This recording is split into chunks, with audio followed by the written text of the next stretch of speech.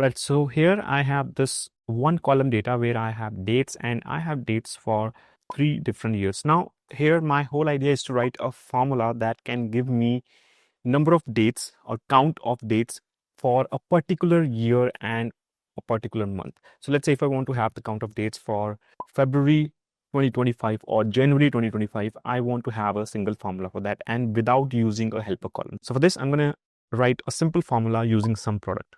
So I'm going to enter the sum product function, and in the first argument, that is array, within the single argument, I'm going to specify 2 conditions using AND logic. So I'll start with the year.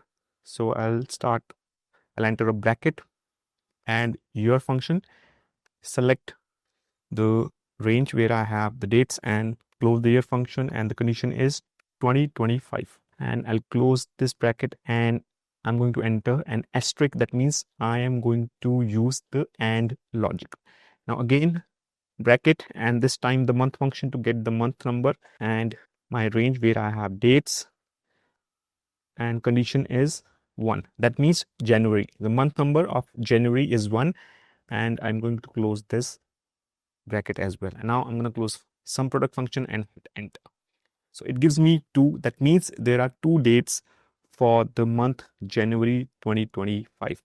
And if I go to my data and try to filter, yes, that's what I have, 2 dates for January 2025. Now, if you want to use month name instead of month number, let me just enter month name here and the year here. And now let me just change this form. Let me just copy this formula from here and change it for the month name.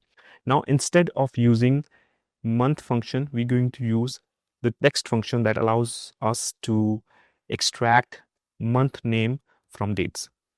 So I'll again specify the range, same A31, and in the text function, I'm going to specify the format to extract, and here I have my month name, and instead of using 2025, I'm going to specify 2024, and that is from the cell E2. Now I'm going to hit enter. You can see I have 0 date for January 2024, but when I enter 2025, I get 2. That's the same count I get with the previous formula. So these are the 2 ways to write a formula that can help you to count dates based on month and year jointly. Understand how these 2 formulas work. Let me just edit my formula and let me select this part of the formula where I have year function and the condition. Now when I press F9, you can see I get this array where I have false and true based on the condition. So I have true where the year is 2025, and in the second array, when I press F9 again, I have true only for the dates where I have the month January.